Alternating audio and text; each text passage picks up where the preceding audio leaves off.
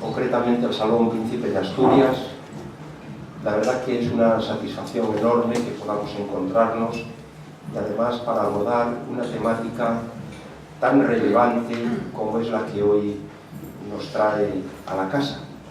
Esta casa que es, si no la más antigua del mundo, Andrés, si me permites decir así en términos de prudencia, una de las más antiguas. Si no es la más antigua del mundo, es la más antigua. Es la más antigua del mundo. Y sobre todo, si tenemos en cuenta, como antes de ayer nos recordaba el señor abad del santuario de Covadonga, que hemos tenido como precedente, unos cuantos años antes del Centro Asturiano de Madrid, la congregación de naturales del Principado, congregación en torno a nuestra venerada Santina. De manera que, puesto que en otras casas regionales, allende los mares, también echan mano de aquellos antecedentes que pudieran tener, pues nosotros legítimamente hacemos lo mismo. Sobre esto hemos hablado en alguna ocasión en una breve historia del Centro Asturiano de Madrid, que la tenemos publicada, está en nuestra web en formato de separata electrónica, disponible para todo el mundo, porque es algo abierto. Y claro, decía yo que antes de ayer nos habló el señor abad de Covadonga, don Alonso Mariño, porque iniciamos un ciclo de conferencias en torno al triple centenario, en torno a estos 3 centenarios que se conmemoran ahora en Asturias. Me refiero a los 1300 años de los orígenes del Reino de Asturias, al primer centenario del Parque Nacional de Covadonga, hoy de los Picos de Europa, y al primer centenario de la coronación canónica de la Virgen de Covadonga. De manera que es un motivo de orgullo, y el Centro Asturiano de Madrid, esta peculiar síntesis de nuestra tierrina en la capital, no podía desatender y olvidarse de unas efemérides de este calibre. Por otra parte, deseamos que vaya lo mejor posible en Asturias, ahora que precisamente creo que coincide ya con los premios Princesa de Asturias, con presencia de sus majestades los reyes, también en nuestra querida ciudad de Oviedo. Y de Oviedo viene, mi ciudad natal, pues viene don Álvaro Solano Fernández Sordo, a mi derecha, que es un amigo de la casa, un gran colaborador. Nos ha dado ya varias conferencias, quiero recordar que el año pasado fueron 2, sobre todo relacionadas con el 500 aniversario de la llegada de Carlos I a España, fueron interesantísimas y además hemos de agradecer enormemente el esfuerzo que realiza por venir desde Asturias, lo mismo que aconteció también con don Adolfo Mariño, el abad, y ayer con el director del Parque Nacional de los Picos de Europa. De manera que muchas gracias, porque sabemos que las clases en la universidad pues te llevan mucho tiempo, tiene uno los horarios que cumplirlos, has tenido que hacer el esfuerzo de cambiar ese horario y no es fácil. De manera que muy agradecidos a Álvaro, que concluyó su tesis doctoral también en la Universidad de Vetusta hace 2 o 3 años y, como digo, pues profesor al que deseamos realmente los mayores éxitos en su andadura por esta institución que es la universidad, muy compleja, como sabemos aquellos que estamos inmersos en la misma. El profesor Solano Fernández Sordo es máster universitario en la ciudad medieval, también por Oviedo, realizó la licenciatura en Historia, concretamente en la especialidad de Historia Medieval en la Universidad Complutense de Madrid, nuestra querida alma mater, y luego pues ha realizado cursos y seminarios para la mejora de la docencia, cómo utilizar el campus virtual de la Universidad de Oviedo. Bueno, esto es muy interesante porque realmente todos los profesores tenemos que entrar por ahí. Yo tengo que decir que a mí me cuesta muchísimo esto del campus virtual, que es una herramienta fundamental, ahora tenemos que manejar para apoyar a los alumnos virtualmente, a través de internet, con documentos que colgamos en la web, generalmente en una especie de intranet, no sé si estoy hablando en los términos correctos, sí, porque no es abierto para todo el mundo, sino para el alumnado. Y claro, cuando uno por fin consigue dominar la herramienta, resulta que te la cambian porque introducen alguna novedad, y aquellos que no somos muy competentes, como ahora se diría, tecnológicamente, pues de nuevo nos plantea un reto muy grande el adaptarnos a las innovaciones en estos campos virtuales, de manera que está muy bien. Criterios también e indicadores, es otro curso o seminario para la acreditación de profesores contratados y funcionarios. Como queda dicho, su especialidad es la historia medieval, ha participado en proyectos e investigaciones a nivel nacional e internacional,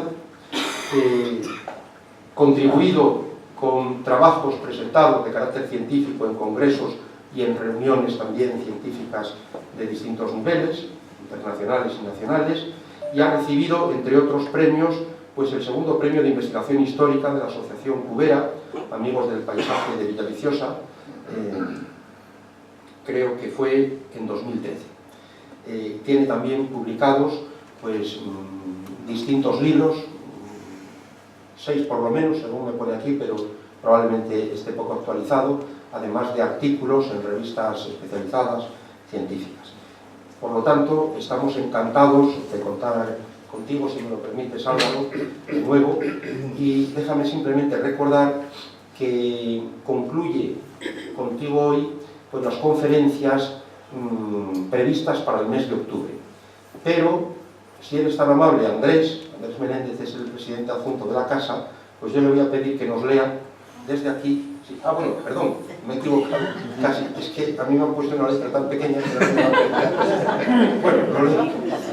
14 de noviembre, conferencia Aspectos Militares de las Batallas de Covadonga y Olalíes, de don Francisco Jiménez Moyano, que es el ponente, teniente coronel de Infantería en Reserva. El día 15 de noviembre, no se olviden, queda un mes escaso, es jueves, conferencia Parque Nacional de los Picos de Europa, criterios de conservación y gestión, a cargo de don Rodrigo Suárez Robledano, que regresa, estuvo ayer y nos dio una conferencia magistral. Gracias, no, gracias. Una conferencia magistral ayer, apoyada en imágenes, algunos de ustedes estuvieron, y bueno, realmente es que se conoce el parque al dedillo, ¿no? Increíble. Y el día 16 de noviembre, conferencia a la Real Congregación de Nuestra Señora de Covadonga, de Naturales del Principado de Asturias en Madrid. Esta, digamos, congregación precursora del Centro Asturiano de Madrid, fundado en 1881. Y hablarán también de los comienzos de la imaginería de Covadonga, estampas y pinturas para una devoción emergente. El ponente es don Javier González Santos, profesor de Historia del Arte en la Universidad de Oviedo. Aparte hay que decir que el profesor Solano Fernández Sordo no solo es conferenciante hoy, sino una de las personas que más ha contribuido a que este ciclo de conferencias sea posible. De manera que te lo agradecemos especialmente.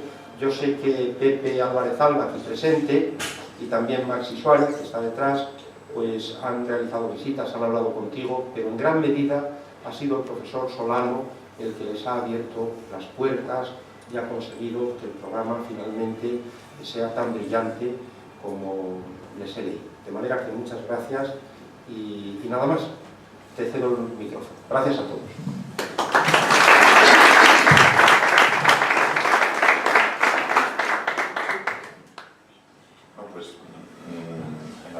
Muchas gracias a mí, no, en absoluto. Muchas gracias al Centro Asturiano, a Maxi Suárez y a Pepe Álvarez Alba, porque han sido los que realmente han organizado este tipo de conferencias. A mí, yo me limité a aconsejar una serie de nombres con los que ellos son los que se han puesto en contacto, han trabajado y han permitido que el Centro Asturiano, como parte de esa sociedad asturiana en Madrid, viva también parte de estos centenarios, de los 3 centenarios de Covadonga, que este año en Asturias, lógicamente, se están viviendo de una manera especial. Y, por supuesto, el agradecimiento es mío hacia el Centro Asturiano de Madrid por permitirme una vez más estar aquí intentando compartir parte de lo que trabajamos en la Universidad de Oviedo, siempre que se nos llame, sea en Asturias o sea en esta Asturias en Madrid, como es el centro asturiano, estamos encantados de venir, yo personalmente, pero sí que a nivel institucional, encantados de venir, de compartir esa historia que investigamos, que trabajamos en este departamento de Historia de la Universidad de Oviedo y que queremos completar o hacer conocer a toda la sociedad asturiana y española en particular. Por lo tanto, realmente los conocimientos son míos hacia el centro, en la persona del director, con el team de Andrés también, y por eso encantado de venir, encantado de estar aquí, y hacia también el público que ha decidido pasar, aunque sea una tarde lluviosa de octubre, la tarde aquí aguantando, yo tengo que decir, en vez de a lo mejor estar viendo los premios, sin ir más lejos, viendo los premios Príncipe de Asturias, Princesa de Asturias, a la cual hemos contraprogramado vilmente con la conferencia de esta tarde, pero esperemos que por lo menos merezca la pena. Muchas gracias. Muchas gracias.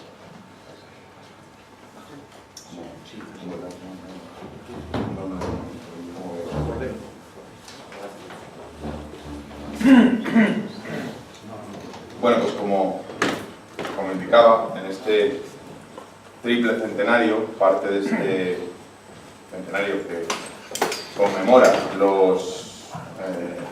esas tres efemérides que en 2018 se han cumplido, dos de ellas a raíz precisamente de la primera, que es la que vengo a exponer un poco esta tarde.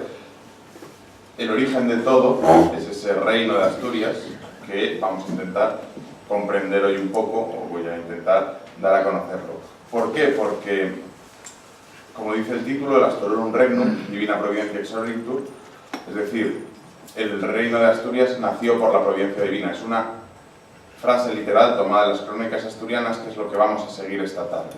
De todos modos, lo subtitulo Historia y Memoria. ¿Por qué? Porque realmente la historia de Pelayo, Covadonga, el reino de Asturias, los orígenes del reino de Asturias, como decía Claudio Sánchez Albornoz, el gran historiador, los orígenes de la nación española, lo cual es a veces discutible, en fin, son un relato, una historia que conocemos todos, pero que realmente es muy poco sabida.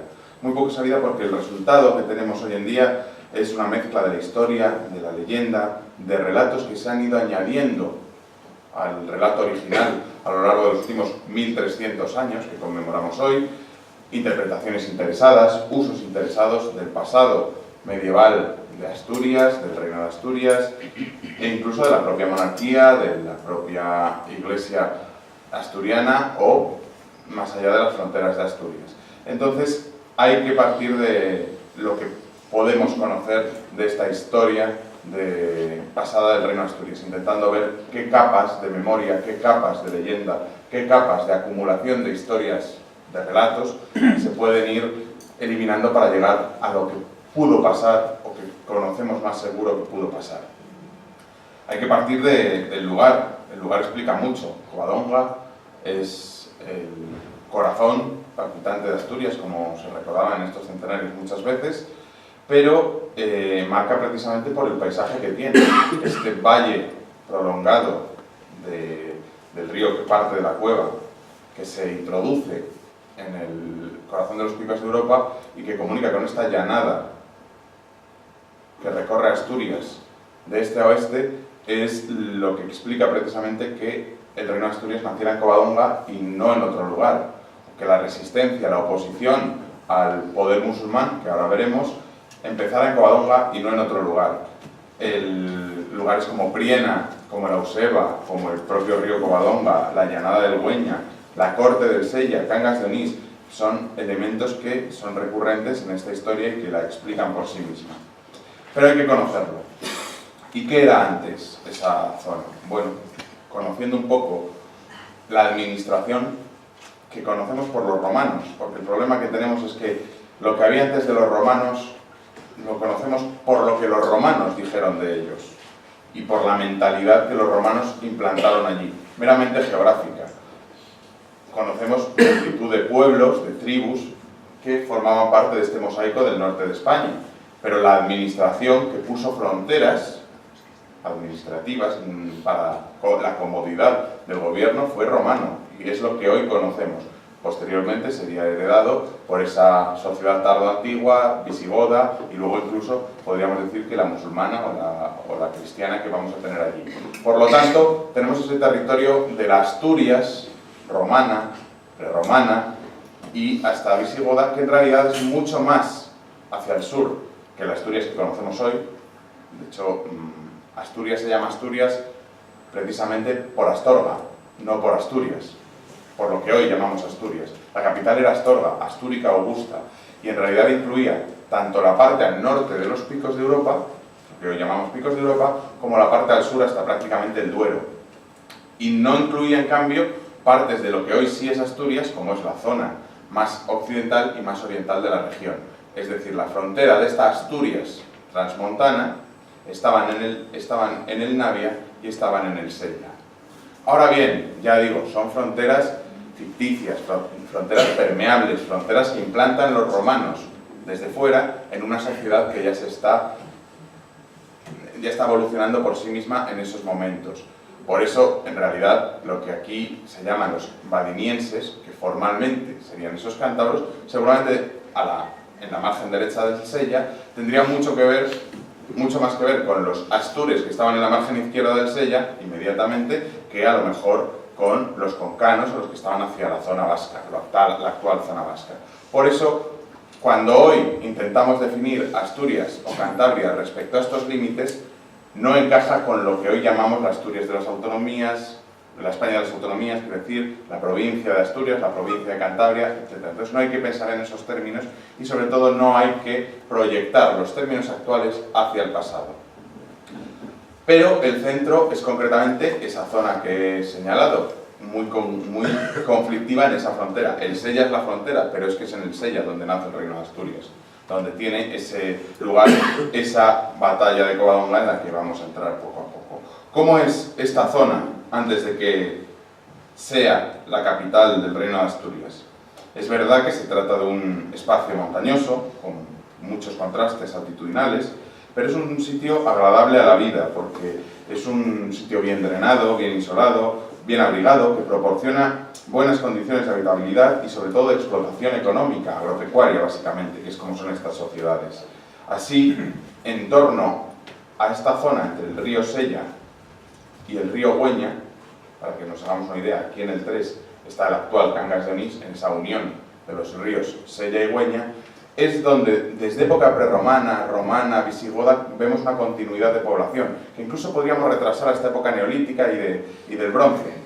¿Por qué? Porque es una zona cómoda para vivir, es una zona que ofrece recursos económicos, una zona que nos ha dejado arqueológicamente un pasado poblado, un pasado con mucha gente, con muchas sociedades.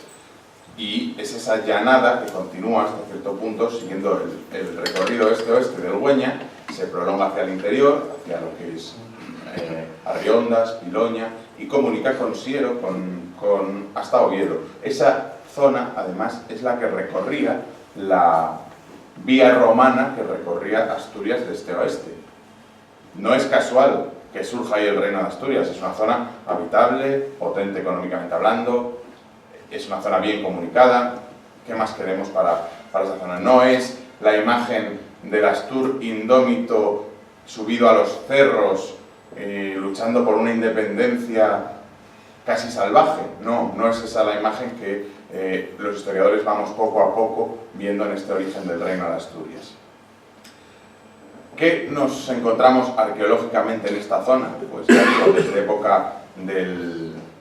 desde épocas prehistóricas encontramos asentamientos que nos muestran una cultura perfectamente asimilable a la de otras zonas de Asturias o incluso de otras zonas de la península ibérica. No es ese salvaje en los cerros que decía. Excavaciones que hacen ver que la zona de Corao, lo que hoy es la Vega de Corao y Soto de Cangas, era el centro de la zona.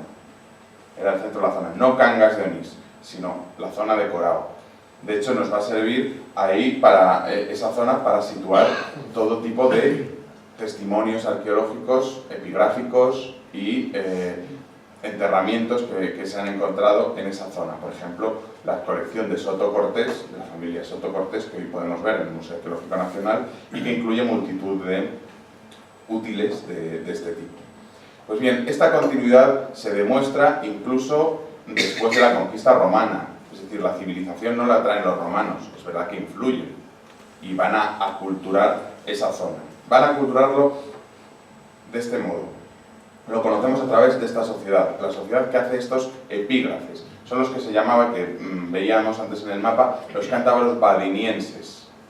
Son los cántabros más pegados a la frontera occidental, es decir, los que están en torno al Sella. Los que estarían en los actuales concejos asturianos de Cangas de Onís, Cabrales, Llanes, Ribadesella, más o menos esa zona sería. Y nos han dado muestras de esa civilización romanizada, pero con huellas autóctonas bien importantes, pero que nos hablan de la continuidad de esas sociedades. Las mismas élites que estaban en época romana, sus hijos y sus nietos son los que gobiernan en época post-romana, incluso hasta la época visigoda. Se ve esa continuidad. No hay ruptura, no hay conquista en ese sentido. Y nos han dado unas muestras muy especiales, concentradas además en esa zona de Cangas, que nos permiten ver cómo es esta sociedad. Es una sociedad rica, es una sociedad con unas élites muy bien definidas y es una sociedad cristiana, eso es indudable. Ya evidentemente a partir de la conquista romana y una lenta aculturación. Estos jarritos, son unos jarritos de este tamaño, que se conservan en el Museo Arqueológico de Asturias, son jarritos litúrgicos, así se interpretan. Han aparecido en cuevas de la zona, normalmente en Minamilagro, en Onís, en Piloña, en Pandávenes, algunos incluso con un conjunto con una patena, no está de cerca, está en Quirós, pero muestran precisamente un ajuar litúrgico cristiano para la consagración, para la celebración de la Eucaristía en estas iglesias en cuevas. Muchas veces se han interpretado como jarritos litúrgicos de ermitaños, de posibles ermitaños o comunidades mínimas que vivían en estas cuevas y que representaban la cristianización de estas zonas. Una cristianización que pasa a la sociedad también. No son 4 ermitaños nada más los que están mientras la sociedad sigue siendo pagana. Estamos hablando del siglo III, siglo IV. La sociedad aparece ya cristianizada. Estos son los dos grandes epígrafes, el epígrafe de Magnentia y el epígrafe de Norenus. Son dos estelas, dos lápidas funerarias que se encontraron precisamente en la zona de Soto de Cangas y que nos muestran esa sociedad cristianizada, esa sociedad creyente y muy rica. Esto evidentemente son lápidas de la gente más pudiente de la zona en ese momento. Magnentia se interpreta además últimamente, se ha visto en esta idea, dice textualmente la traducción, sería que Magnentia, esta mujer, murió a los 20 años y 25 días y salió hacia el Padre desde la Domu Dominica. Esta Domu Dominica se ha relacionado muchas veces por la cercanía, por esa tradición, con la propia Covadonga. Domu Dominica sería la casa de la señora, se ha intentado traducir a veces ahí. De esa manera. Últimamente no se ve como una relación con Covadonga ni con un templo cristiano, sino como un centro de poder, en muchas ocasiones incluso como un centro de poder de herencia altoimperial, para que veamos la importancia que tiene altoimperial, es decir, romana, la continuidad, la importancia que ha podido tener la continuidad romana en la zona. Fueron los que de verdad pusieron el alfabeto en esta zona, terminaron de aculturarla. O exactamente igual, la estela de Norenus, un niño de apenas unos años, al cual murió y sus padres levantaron esta estela. Las dos demuestran que la gente que vivía en torno a Corao, más que a Cangas de Onís, en esta época, en el siglo V, eran perfectamente cristianos. Es que a veces se ha negado ese cristianismo.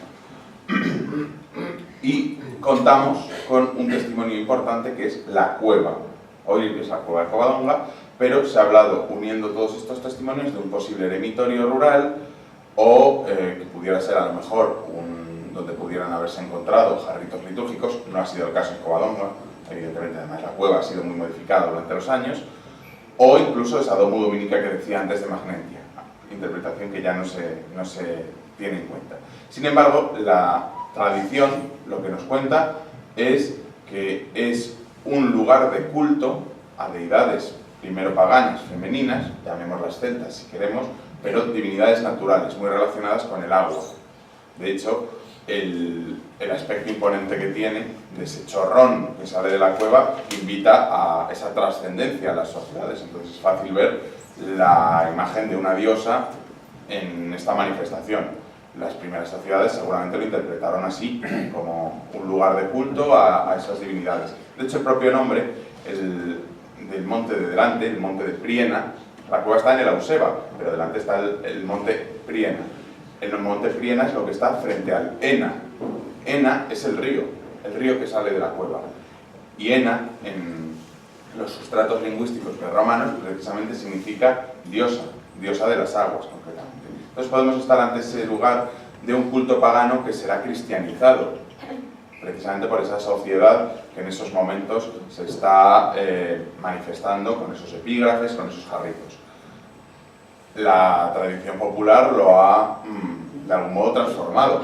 Esa leyenda en torno, que de algún modo enriquece la vida de Pelayo, del que sabemos muy poco, vamos a verlo ahora. Esa leyenda que habla de un ermitaño que vivía en la cueva de Covadonga, con el cual se encontró Pelayo un día, se llama Celedonio, y que le advirtió que en un futuro tendría que acogerse a la protección de esa cueva, así que dejara escapar a un ladrón al que estaba persiguiendo y se había acogido a la protección de Celedonio. Pelayo le dejaría marchar a ese ladrón, a ese criminal, y por lo tanto, en el futuro se cumpliría esa profecía del ermitaño, teniendo que protegerse de los musulmanes y acogiéndose a la protección vencerían la batalla de Covadonga.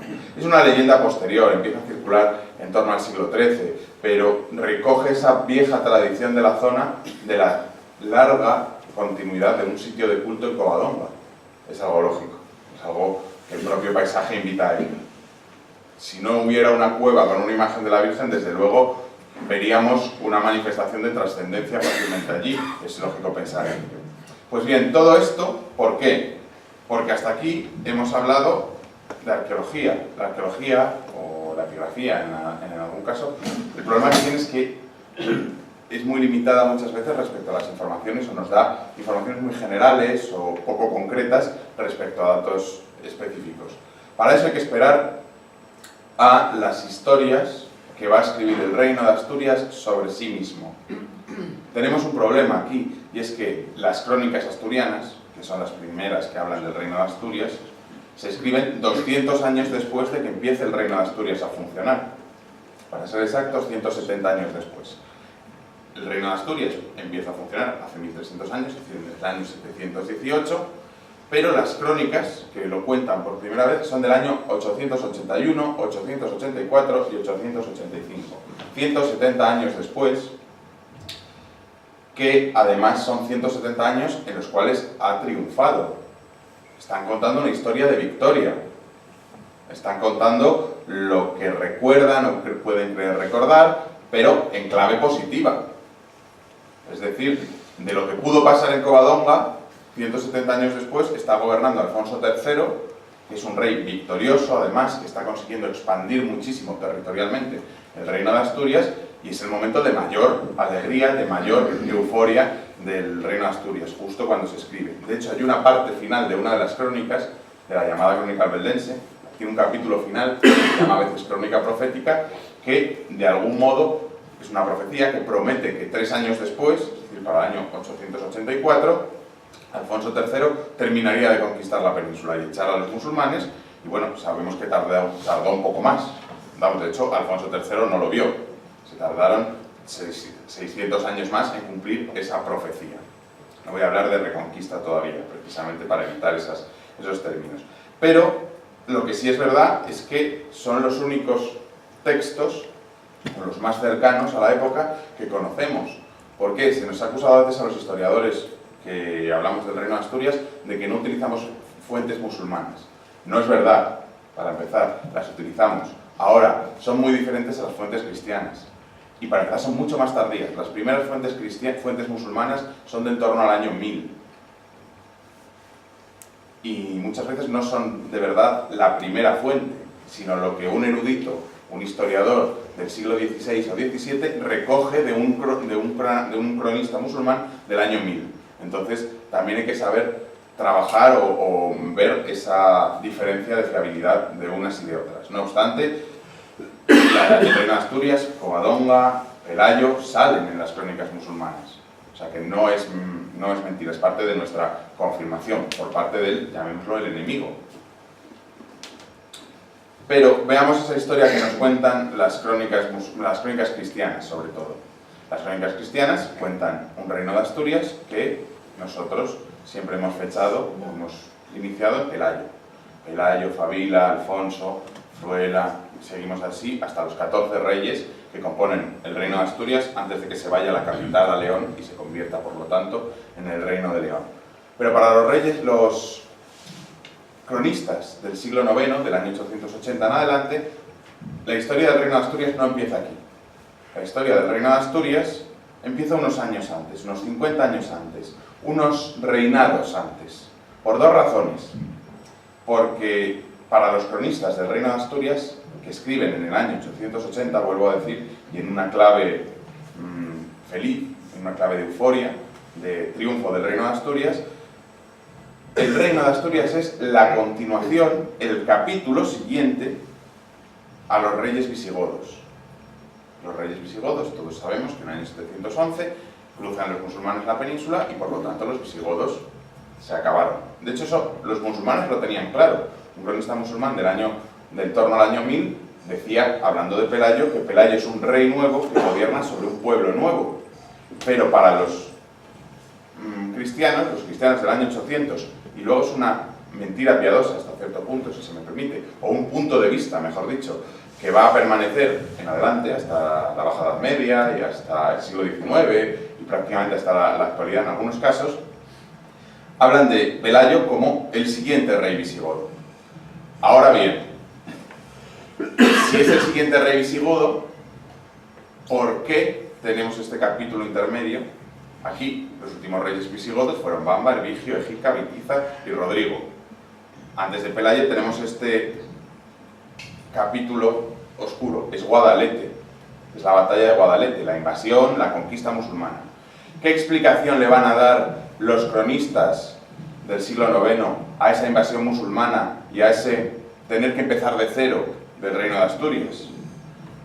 Pues lo van a hacer desde el punto de vista que tienen ellos, que se lo creen. No pensemos que están manipulando la historia o que están contando lo que creen que es una ficción. Ellos se lo creen.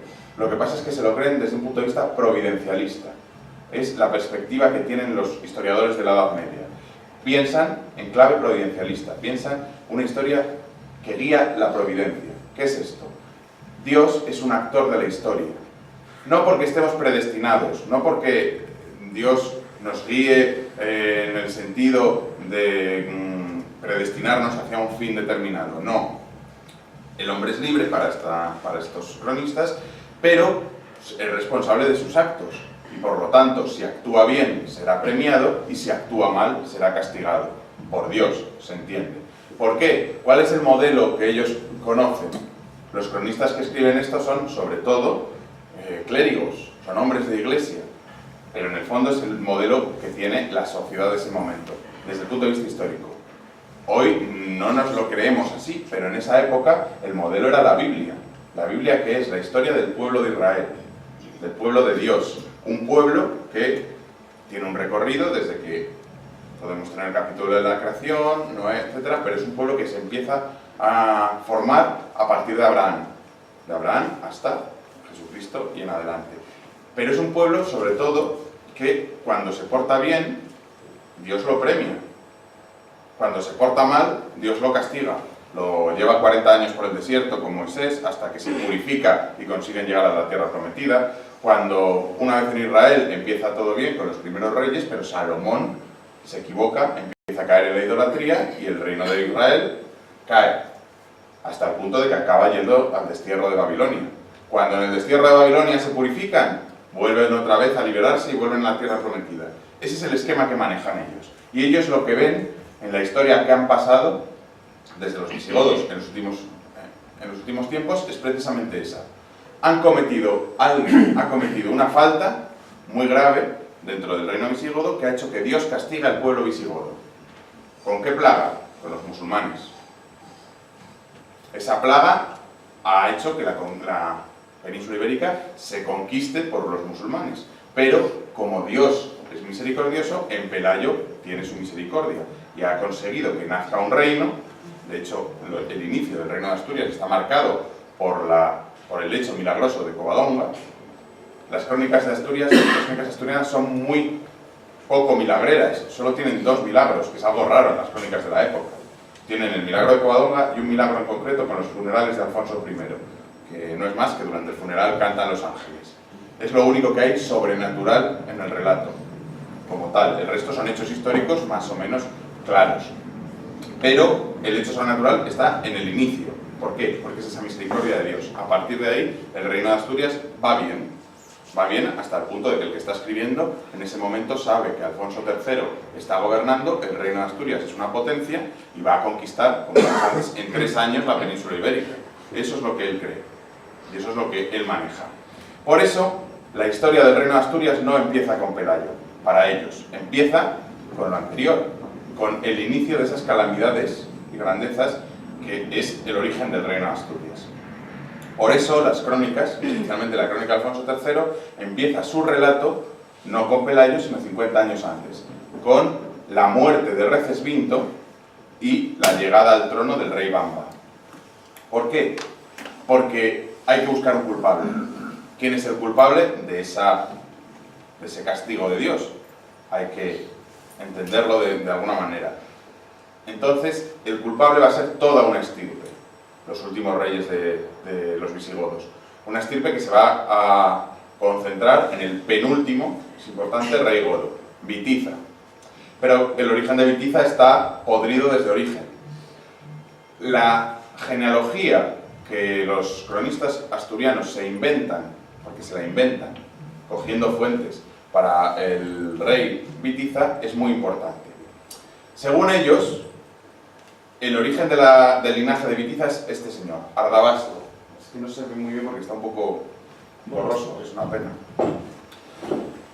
Pues Ardabasto, en teoría, es un exiliado, un traidor que viene de Grecia, que ha intentado traicionar al emperador de Bizancio y que ha venido desterrado por el emperador y ha recalado en España, en la España visigoda. Y no se sabe muy bien por qué. El rey Chindasvinto se apiada a él, le cae bien este tal Ardabasto, pese a ser tan mala persona o tener tan mala recomendación por parte de Bizancio, y le concede la mano de su sobrina, de una sobrina con la cual empieza a tener, tiene un hijo, Hervigio, que va a ser el que marque ese inicio. Es, por lo tanto, el hijo de un traidor, Hervigio. ¿Hervigio qué es lo que hace? Hervigio utiliza una treta muy sucia para librarse del rey que hay en ese momento, una vez muere Chindasvinto y Recesvinto, que es Bamba. Bamba, uno de los últimos reyes godos, Hervigio es su visir, su consejero, su valido, su privado, pero lo que hace es, ya digo, una treta muy oscura, que le da un veneno para que se duerma, mientras está dormido lo convierte en monje, lo consagra, lo tonsura y hace que sea monje. ¿Por qué? Porque la ley visigoda prohíbe que un monje sea rey. Es muy sencillo. Los consagrados, no solo monjes, sino todo clérigo, toda persona consagrada no puede ser rey. Por lo tanto, Bamba tiene que abdicar, y abdica en su consejero, en Hervigio. Es decir, como su padre era un traidor, él es un traidor. Y continúa la historia. Para pacificar esa treta, Hervigio hace que su hija, Cixilón, se case con Egica, el hijo de Bamba. Y así, bueno, como se han unido los dos linajes, en principio no habría problema. Cuando va reinando Hervigio y muere, y sube al trono Egica. Pero Egica, dicen las crónicas que por consejo de Bamba, que todavía vivía, abandona a su mujer. Porque claro, es la hija de un traidor. Y Egica está en el trono. Pero lo importante del matrimonio de Egica y Cixilón es su hijo. Su hijo es Witiza, Con lo cual, hemos conseguido convertir a Bitiza en el hijo de un matrimonio repudiado, es decir, su madre ha sido repudiada por su padre. Ya eso es malo de origen. Pero es que su abuelo Hervigio es un traidor y su bisabuelo Ardabasto es otro traidor. Claro, o sea, lo más bueno que puede salir de Bitiza es poco. Tiene unos genes, una historia familiar que desde luego no da lugar a ninguna buena esperanza. Y por eso va a ser el culpable o el que personifique la culpa del pecado de los reyes visigodos. De hecho, las crónicas van a insistir en ello. Van a hacer de Bitiza un rey pecador. Es curioso porque conservamos testimonios, una crónica que se escribe en el año 754 por un mozárabe en Córdoba, que en cambio loa muchísimo a Bitiza. Es un hombre, dice que reina, es un hombre durante el reinado suyo, España fue feliz, se vivió una peste, pero se recuperó y fue un buen rey. Para los asturianos no, para los asturianos es un rey horrible, que se dedica a tomar mujeres allá donde puede, y que para que no organicen concilios contra él, los concilios visigodos venían a ser el parlamento del reino visigodo, para que no organicen concilios contra él, que era un parlamento unido de nobles y obispos, obliga a los obispos y a los sacerdotes que tomen esposa. Ese es el pecado de los musulmanes, de los visigodos. Ese es el pecado. Ha conseguido no que el rey tenga muchas esposas, que hasta cierto punto eso es malo, pero ha hecho que la casta pura, los sacerdotes, los obispos, se vuelvan impuros. Ha hecho que tomen esposa. Curiosamente es el mismo pecado de Salomón, el que le echan en cara a Salomón. Por eso, hagan lo que hagan, Bitiza va a ser un mal rey y la ira de Dios ya está concitada, así que va a haber un castigo. De hecho es curioso porque ahí hay un fallo de argumento. Bitiza no es el último rey godo. Si Dios castiga, se supone, al rey que peca, que es Bitiza, lo lógico es que Bitiza fuera el último rey godo, pero no lo es. El último es Rodrigo. Y además los asturianos, los cronistas asturianos, no pueden esconder que Rodrigo es enemigo de Bitiza. Es de la estirpe contraria, es de la estirpe que viene directamente desde Chindasvinto, que eran los dos grandes bandos, digamos, en el reino visigodo. Entonces Rodrigo hay que culparlo, porque si Rodrigo hubiera sido bueno, no se hubiera producido la conquista musulmana. Entonces, ¿qué treta utilizan los cronistas asturianos? Dicen que Rodrigo no solo no corrigió los errores de Bitiza cuando llegó al trono, sino que marchó el reino a una iniquidad todavía peor. Eso es lo que dicen.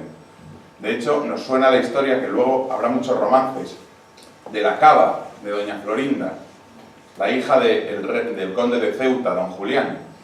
En teoría, es una historia, lo cuentan muchos romances, de una doncella que vivía en la corte de Toledo, que era la hija del conde de Ceuta. No, en vano era el de Ceuta, que era el que tenía que contener a los musulmanes, era la primera línea de frontera. Pues Rodrigo, un día, yendo por las cercanías de Toledo, según cuentan las leyendas estas, ve desnuda a doña Florinda y se encapricha de ella y acaba, depende de la versión, o intentando violarla o consiguiéndolo. Entonces, doña Florinda rápidamente escribe a su padre y su padre monta en cólera y decide que los musulmanes entren en la península. Es una historia curiosa porque las primeras versiones de la historia no se aplican a Rodrigo, las primeras versiones se aplican a Bitiza, curiosamente. Con lo cual tenemos de nuevo todo este mundo en el que la impureza del rey, la impureza de los sacerdotes, marcan esta ira de Dios que hace que vengan. En el fondo, ¿qué está escondiendo? Una traición. El motivo de la conquista al final, la conquista musulmana, quiero decir, es una traición. Hay alguien visigodo que traiciona a alguien visigodo. ¿Cuál es la verdad? Lo que los historiadores vamos conociendo de esta época, que en realidad lo que había era una guerra civil. Había una guerra civil entre las familias. ¿Por qué? Porque a la muerte de Bitiza hay dos reyes. Conocemos dos reyes en lo que sería la península. En la parte sur, sobre todo, y hasta el Duero, prácticamente tiene sus amantes, el bando mayoritario que era de Rodrigo. Pero, precisamente, la zona, lo que hoy es Aragón, Cataluña, el sur de Francia, que era en ese momento también parte de ese reino visigodo, era del hijo de Bitiza, que se llama Agila II, y luego le sucedería su hijo Ardón. Pero toda esa guerra civil se resume para los cronistas cristianos asturianos del siglo IX en una tradición. Y la mayor tradición es Guadalete. Aquí, en esta reconstrucción un poco moderna, pero vamos, que intenta imitar los dibujos medievales, se ve, esta es la batalla de Guadalete, en el río Guadalete. Se enfrentan los ejércitos de Rodrigo al ejército musulmán que ha cruzado la península y llega. Guadalete está en la zona de Jerez, es donde plantan cara directamente a esa primera invasión. Pero si lo vemos aquí, Rodrigo va al frente y en el último momento estos dos bandos que se ven en el cuadro de abajo han dado la vuelta y huyen. Eso es lo que cuentan las crónicas asturianas, que en la batalla de Guadalete, cuando cruzaron el estrecho los musulmanes, los hijos de Bitiza traicionaron a Rodrigo y hicieron que los flancos del ejército volvieran lomos y huyeran. Entonces, claro, fueron pasto de los musulmanes. Es una derrota absoluta e incluso se dice que muere el propio rey Rodrigo. Si no muere, por lo menos no vuelve a aparecer, con lo cual como si hubiera muerto, a lo que se refieren los reyes, los cronistas asturianos. En todo caso, eso ha marcado el desastre. Ha marcado el desastre y en apenas 4 o 5 años los musulmanes dominan toda la península. Cuando nos imaginamos la conquista musulmana, claro, pensamos que vinieron aquí semejante cantidad de musulmanes que repoblaron las zonas y quitaron prácticamente a la población local en absoluto. Cruzaron muy pocos en cantidad, dominaron toda la zona, pero sobre toda la península, pero sobre todo a través de pactos. Lo que hicieron fue aprovechar los rescoldos de esa guerra civil, de que cada noblecillo en cada región había hecho un poco lo que quería y era señor de su tierra, y pactaron con ellos. Tenemos algunos ejemplos. Por ejemplo, en la zona de Orihuela, Murcia, es famoso el pacto de Teodomiro. Teodomiro era el gobernador godo de la zona. Lo había sido seguramente con Bitiza, y lo había sido seguramente con Rodrigo. En Orihuela, en la zona de Orihuela, Murcia, gobernaba él, en el fondo.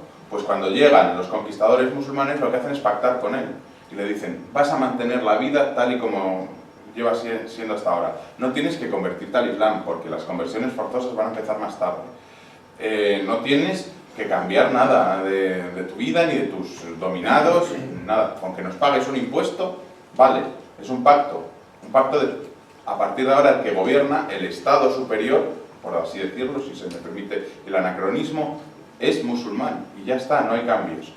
En otros lados incluso se convertirán al Islam porque da una serie de privilegios, de mayor integración, de menor impuestos. Es el caso de lo que va a suceder en torno al Ebro Medio, la zona de los Banu Qasi, que conoceremos después en época del Reino de Asturias. Los Banu Qasi son los hijos de Casio. Hijos de Casio, que era un noble godo, como era Teodomiro, que se convierte al Islam y se convierte se mantiene como señor de esa zona, aunque convertido al Islam. Por eso sus hijos son los Banu Qasi, los hijos de Casio. Bueno, cuando digo hijos, hijos, nietos, tataranietos, etc., ¿no? Realmente son muy pocas las ciudades que presentan batalla a la conquista musulmana. Lo normal eran los pactos. Se lamentan las propias crónicas de la época, de que la mayoría, es que no se ve muy bien, dice, conquistaron todo el reino matando a los más por la espada y a los restantes se los ganaron atrayéndolos con un pacto de paz. Era lo normal, la conquista por pacto, no por agotamiento, un cerco, una guerra, hacer sangrar la población de tal manera que no había otro final que la paz.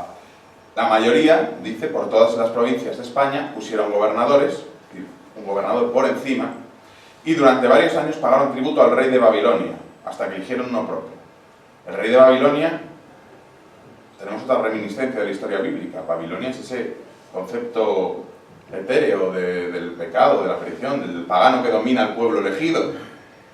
Pero realmente es que en Babilonia estaba el califato.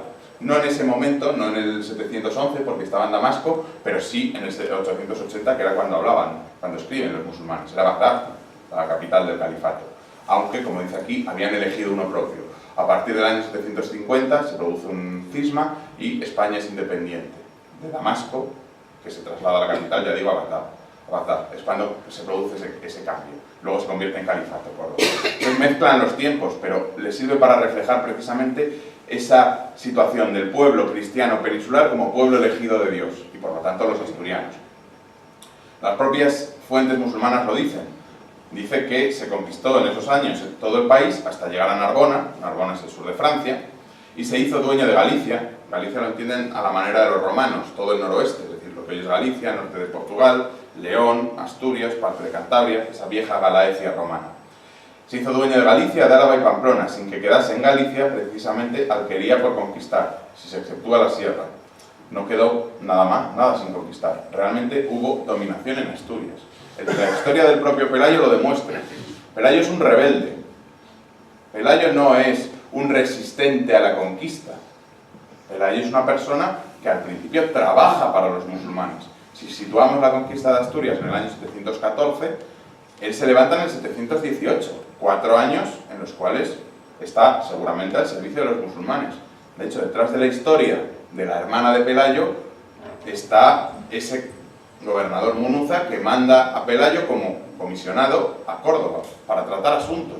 O sea, era una persona que estaba, ya digo, al servicio de los musulmanes. ¿Por qué? Seguramente porque era, antes de que llegaran los musulmanes, era un principal en la zona.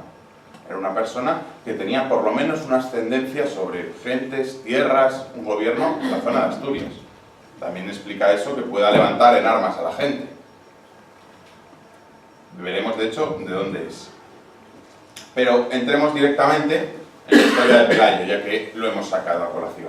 Pelayo es el hombre que representa ese levantamiento, pero insisto, es un levantamiento contra un poder que se ha establecido. No es una resistencia secular a la dominación musulmana, ni siquiera anual, en el sentido de que hayan estado desde el año 711 en los picos preparándose. No, Pelayo está al servicio de esos musulmanes. El problema de las crónicas es que al hablar de Pelayo hablan poco, porque de Pelayo solo dicen, prácticamente su vida se resume en los episodios inmediatos a Covadonga, intentar explicar en algunos casos por qué se produce Covadonga, la batalla y correspondiente victoria. Un capítulo previo en alguna de las crónicas que dice, intenta hablar de una enemistad de Pelayo con Vitiza, porque mató a su padre, Vitiza mató al padre de Pelayo, esa es la noticia que da, y luego de repente se acaba, no hay más, no sabemos más realmente de él. El texto de la crónica, una vez se celebra la victoria de Covadonga, dicen que han ganado, el epílogo de Olalíes, en el que mueren todos, los musulmanes, y no vuelve otro musulmán por Asturias, dicen ellos, cantan a la misericordia de Dios, y luego la siguiente frase es: reinó 19 años en Cancas y murió. La vida de Pelayo es Covadonga, solo sirve para explicar Covadonga. Entonces lo que se va a contar de él a veces es contradictorio. Para empezar, se le dan diversos orígenes familiares. Tenemos 3 crónicas, no todas dicen lo mismo, hasta el punto de que una de ellas, prácticamente en el mismo párrafo, hablan del padre de Pelayo con 2 nombres diferentes. Lo llaman Fabila, como a su hijo, era algo normal llamar al hijo como al padre, o sea, al abuelo como al nieto, o mejor dicho, al nieto como al abuelo. Pues en un momento dado se le llama Fabila al padre y en otro se le llama Bermudo. En el mismo texto, no son 2 textos diferentes. Por lo tanto ya poca fiabilidad nos da, porque desde luego lo que no era un nombre compuesto, no se llamaba Fabila Bermudo. El padre de Pelayo es importante desde el punto de vista de la historia con Vitiza, porque el padre solo aparece para decir que fue asesinado por Vitiza. Según las crónicas asturianas, Vitiza fue, antes de ser rey, digamos que se entrenó como rey en Galicia, y en Galicia gobernaba el padre de Pelayo, Fabila. Pero como Vitiza, que ya sabemos que era un hombre malo y mujeriego, se enamoró de la mujer de Fabila y por lo tanto madre de Pelayo. Y para casarse con ella, mató a Fabila. Un pecado más que podemos sumar es el pecado de David. Matas a Urías para casarte con la mujer.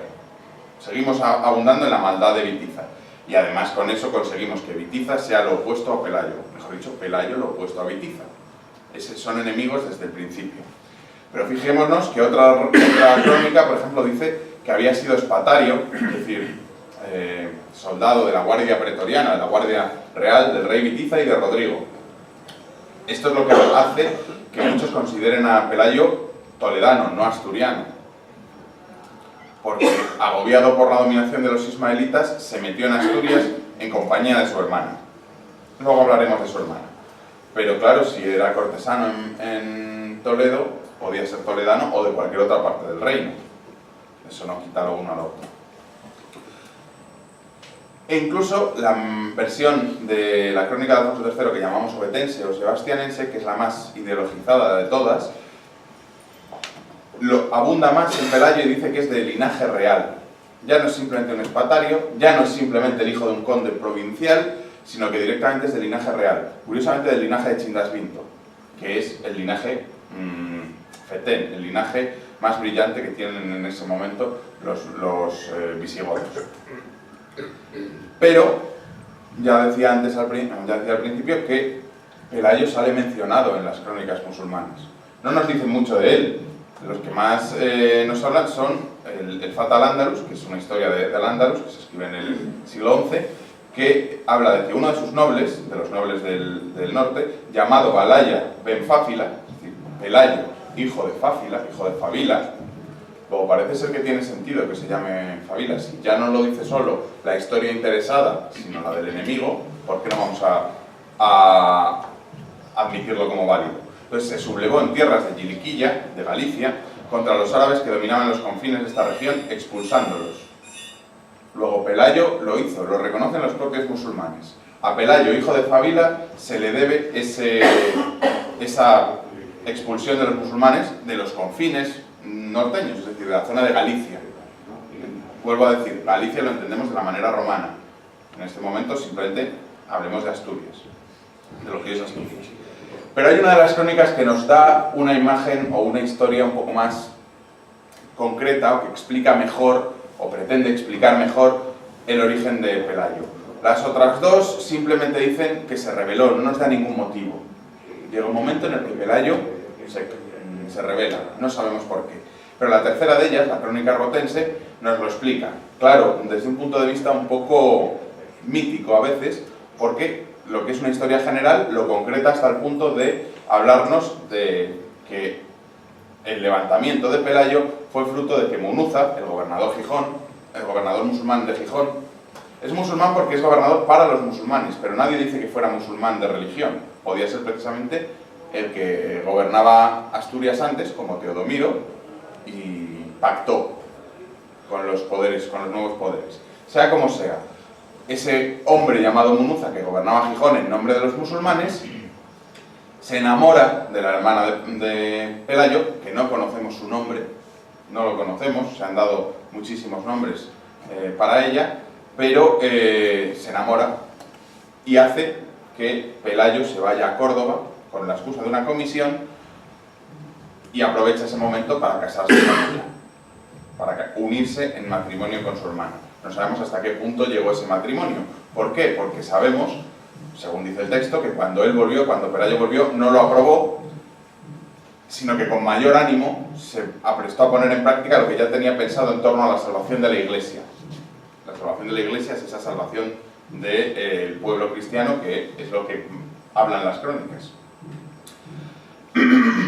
No dice en ningún momento que salvara a su hermana, no sabemos nada de su hermana, no sabemos si al final se casó con Munuza y vivió infeliz durante los años que gobernaría Munuza en ese Gijón musulmán, pero sabemos que fue el detonante, o eso es lo que nos hacen creer los autores de la crónica rotense. La crónica rotense nos cuenta eso, pero la crónica sebastianense, que es la versión que corrige esta primera crónica, la elimina. ¿Por qué? Seguramente porque sea una versión poco ortodoxa. Al final, en el fondo, que tengamos el origen de un reino en un lío de faldas, pues no es lo más noble para poner en la etiqueta fundacional del Reino de Asturias. Ojo, la versión que manejamos los historiadores o que creemos más posible tampoco es que sea mucho más bonita. Realmente lo que vemos es que en el año 722, en el año 721, hay un nuevo gobernador musulmán en la península que sube los impuestos. Y en ese momento justo es cuando se produce la revuelta de Pelayo. Claro, no es tampoco muy bonito el decir que se han levantado en armas porque les han subido el impuesto de la renta. y eso como hecho fundacional de un reino no nos sirve. Pero además, ¿qué nos hace dudar de la historia de Munuza y la hermana anónima de Pelayo? Pues que es una historia copiada. Esa crónica que yo decía antes, que escribió en el año 754 un mozárabe en Córdoba, la manejan los historiadores del año 880 en Asturias. La están utilizando. Y precisamente nos habla de un tal Munuza que en una zona montañosa como es el Pirineo decide casarse con la hija, en este caso es la hija, de un noble local cristiano, el conde Eudón, que acaba estableciendo un parentesco entre las dos. Es algo muy normal. Cuando alguien, un pueblo invasor, quiere dominar al pueblo que ha invadido, es muy normal que se alcancen matrimonios políticos, alianzas. Lo hacen los propios musulmanes. Cuando llegan los musulmanes, el segundo valí, el segundo gobernador, Abdelaziz, se casa con la reina viuda de Rodrigo, con Egilona. Es la forma de decir, de unir esas dos tendencias. Yo ahora mando y por eso me caso con la mujer del que antes mandaba. Es una estrategia muy útil, muy repetida a lo largo de la historia. No solo en Asturias, no solo con la cultura o la invasión musulmana, sino en general en toda la historia. Y eso es lo que se produce con el conde Eudes y su hija Lampegia, Lampagia, según la traducción, y precisamente Munuza. Esta historia acaba diferente. Aquí Lampegia sí que se enamora de Munuza y al final acaban encontrando la muerte porque persiguen a Munuza, se acaba despeñando, curiosamente, que es lo mismo que le pasará al Munuza asturiano, porque se le cae encima un argallo y no la líes, en la zona de, bueno, no sabemos muy bien la zona, pero puede ser o Proaza o la zona de Lugones,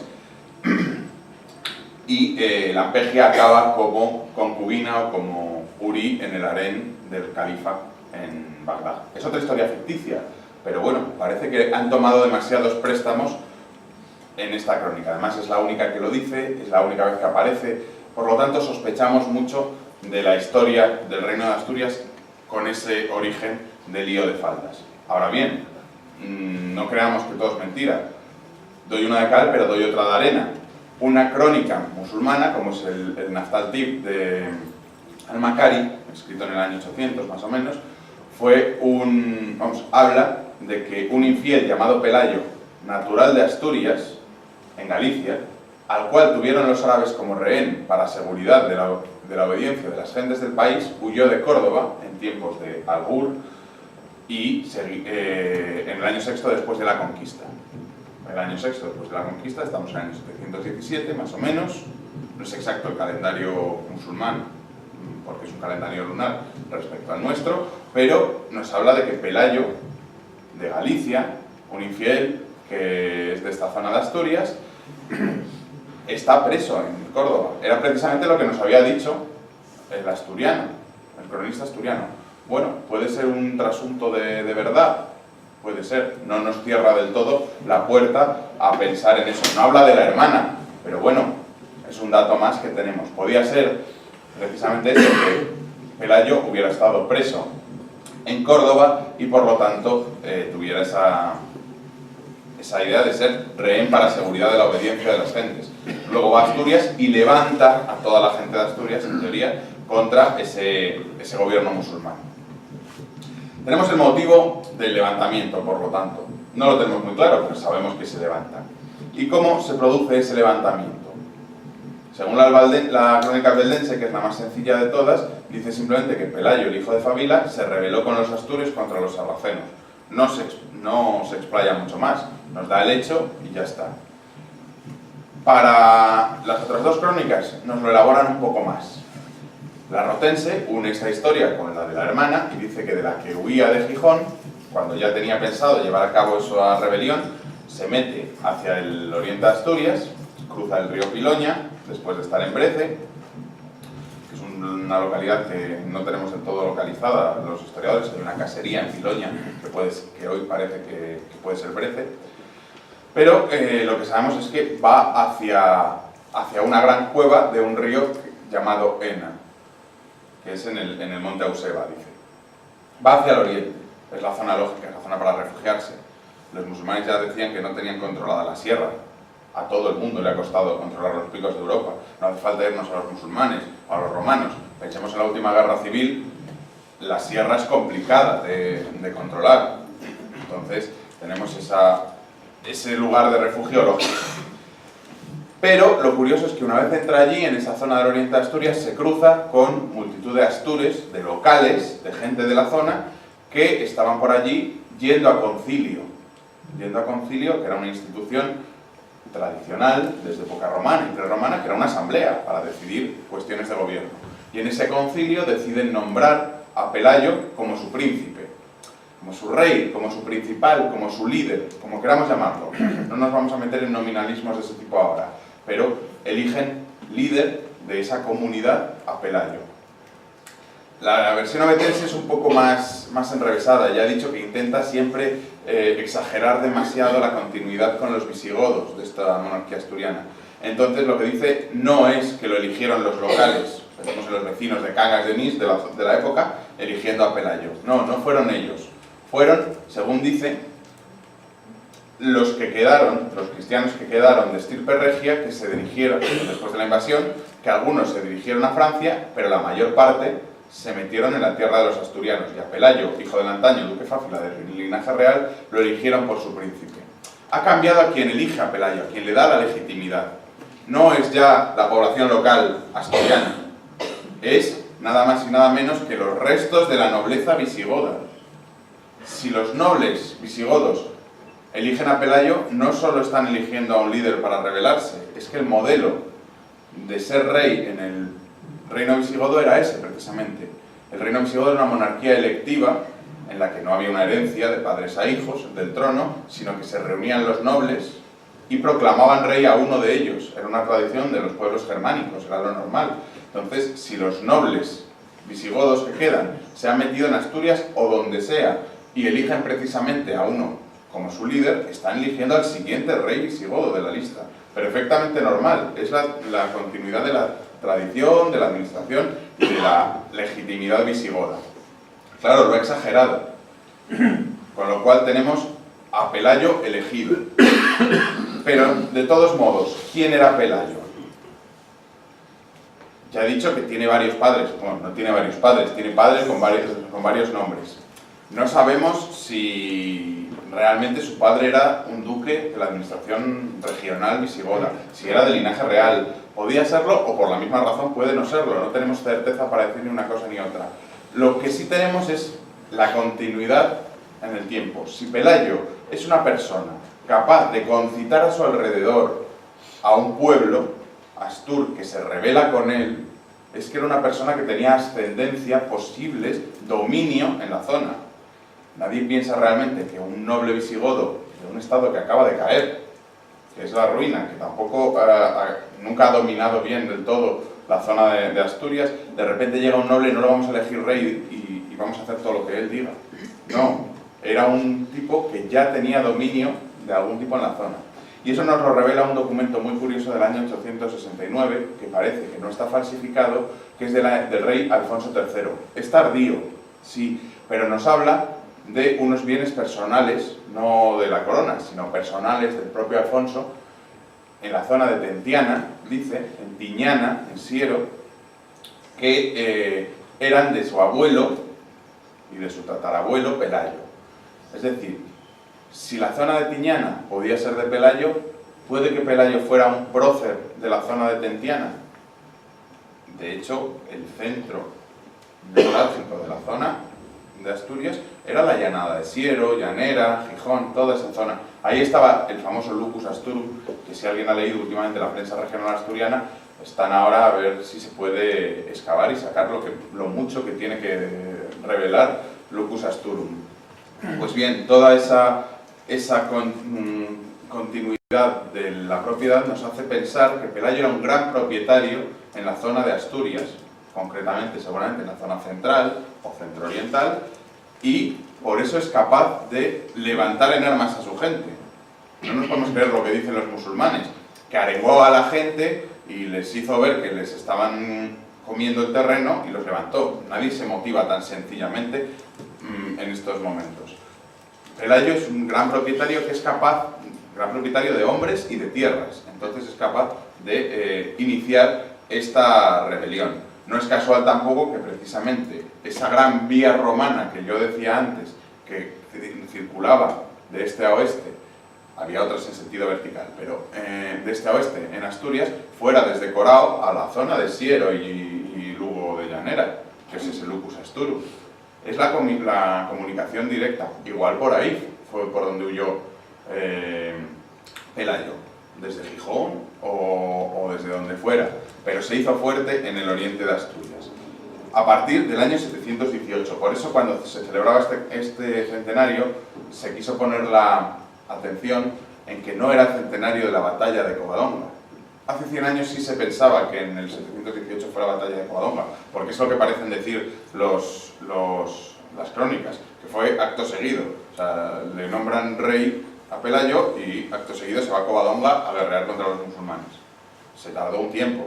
¿Qué fue lo que pasó seguramente entre esa época, entre el 718 y el 722, que es ahora cuando se fecha más o menos la batalla de Covadonga? Pues la sublevación, la comunicación no era tan directa. Se subleva en el 718, pongamos que en el mes de octubre, tal día como hoy, por ejemplo, en el oriente se nombran rey, líder, o como queramos llamar a Pelayo, no podemos pensar que automáticamente se ha enterado el gobernador de Gijón, ha llamado por teléfono al califa, o mejor dicho, al valí que está en Córdoba, y el valí que está en Córdoba le manda un destacamento para castigar a esos rebeldes. Eso es imposible, lógicamente. Tarda un tiempo.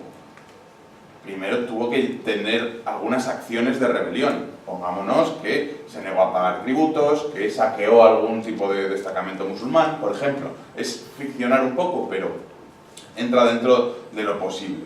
Se sublevó en tierras de Galicia ese despreciable bárbaro llamado Belay, dice Injayán en el Muktabis, y a partir de entonces comenzaron a resistir los ataques de los muslimes en los distritos que habían quedado en su posesión. Y comenzaron también a defender a sus mujeres e hijas. Es decir, hay una primera respuesta, una primera rebelión meramente local.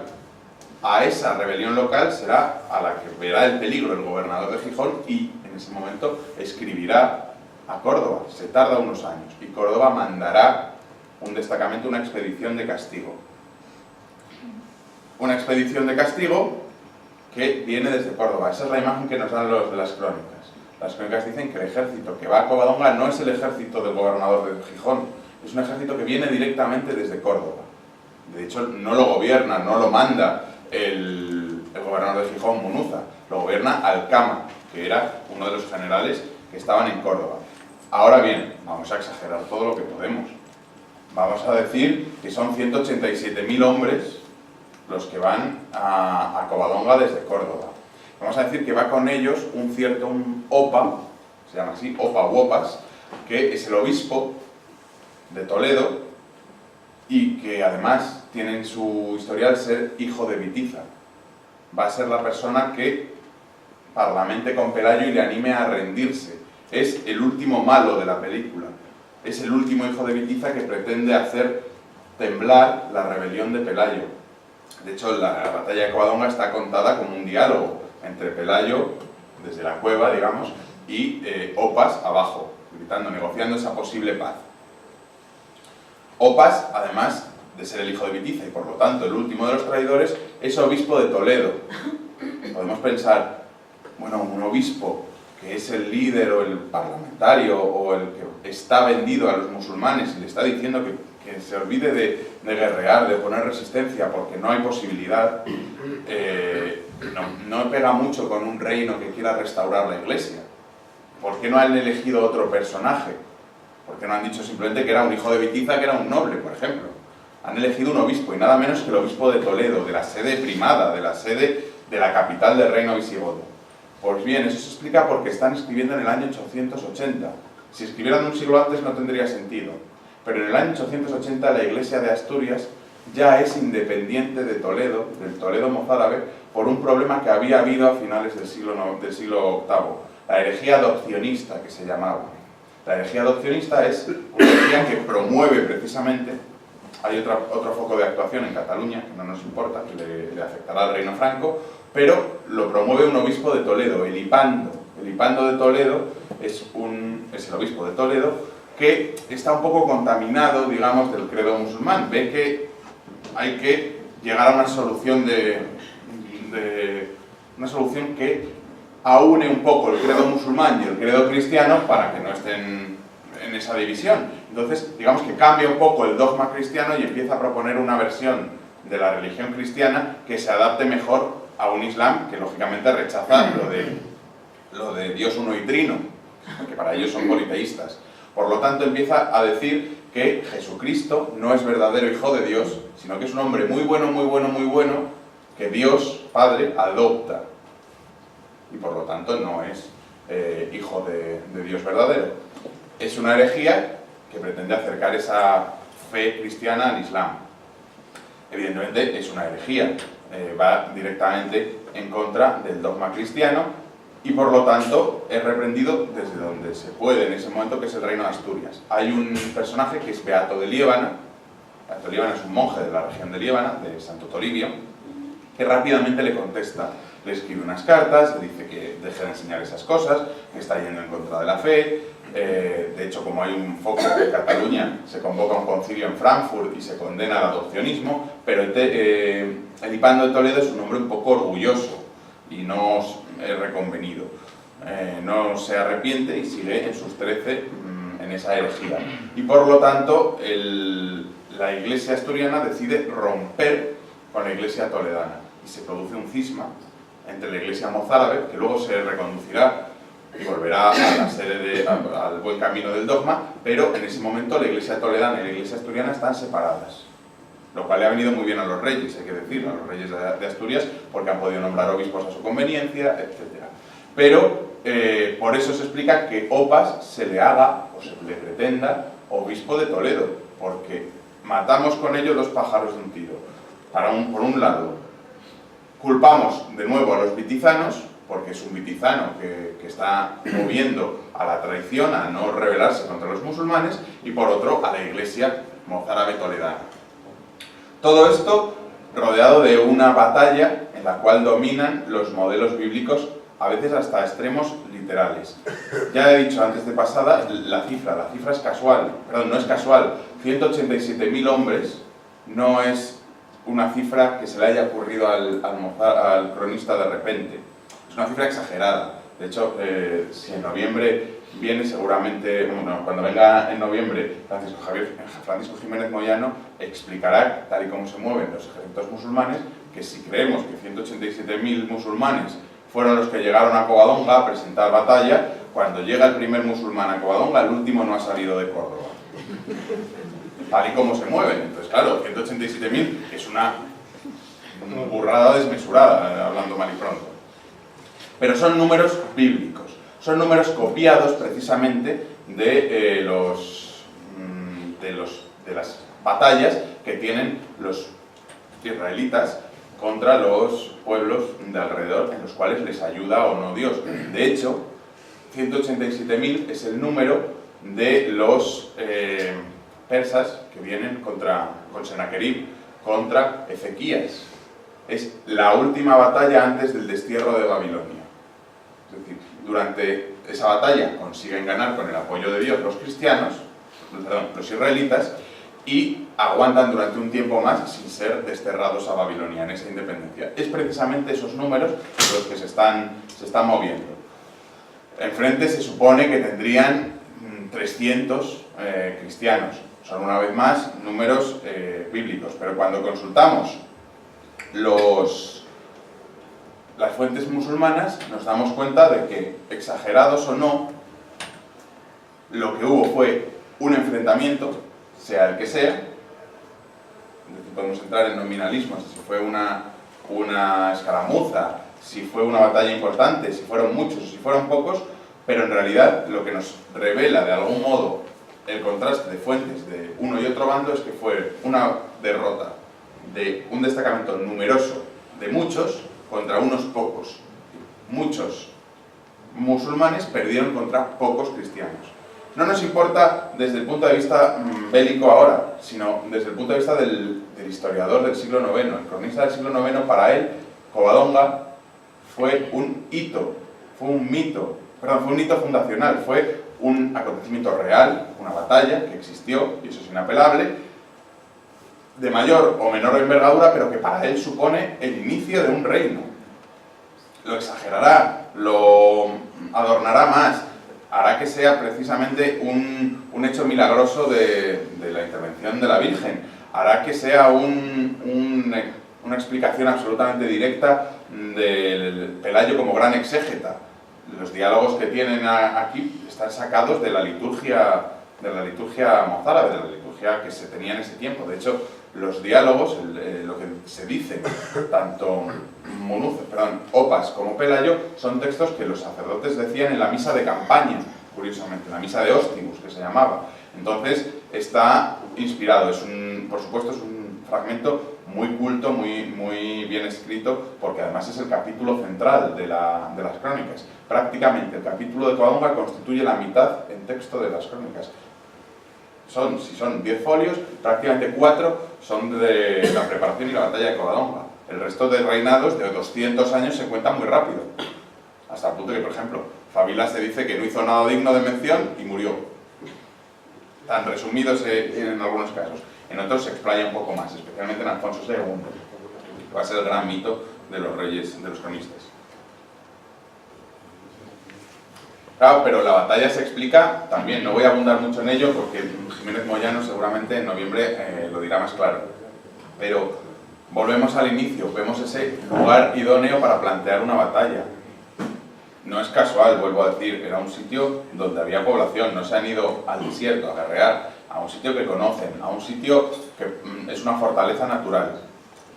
Desde época de Sánchez Albornoz se tiene prácticamente idea del croquis, pero lo importante es que la batalla de Covadonga fue una batalla en varios tiempos. No es solo Covadonga, no es solo la cueva.